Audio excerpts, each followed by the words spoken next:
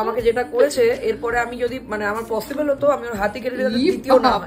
Wait client এটা কি বললো? আজকে যার গল্প বলবো তার নাম পৌলমী। এত প্রাণবদ্ধ এবং প্রাণোজ্জ্বল মানুষ খুব কমই দেখেছি জীবনে। তার সাথে সাথেও কতটা দায়িত্বশীল এই ভিডিওতেই তোমাদের সেটা বলবো। নিজে নাচ গান আনন্দ মজা সব করেও তারা দিয়ে সবাইকে গায়ে হলুদের জন্য নিয়ে এসেছে, যাতে আমার টাইমে কোনো রকম অসুবিধা না হয়, কারণ এরপরেই ছিল আমার আরেকটি ব্রাইড। তোমাকে যেরকম পাঠিয়েছে আমি জানি তুমি ওরকমই করবে, আস্থা আছে, কোনো অসুবিধা নেই। আচ্ছা চলো দেখি।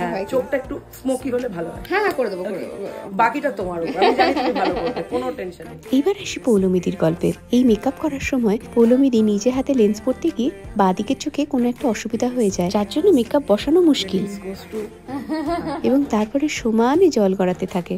কিন্তু আমি যতটা ঠান্ডা মাথায় কাজটাকে হ্যান্ডেল করেছি, তার সাথে সাথে আমার ক্লায়েন্ট মানে পৌলমীদিও ঠান্ডা মাথায় সবটা সামলেছে, এক ফোঁটাও প্যানিক করেনি।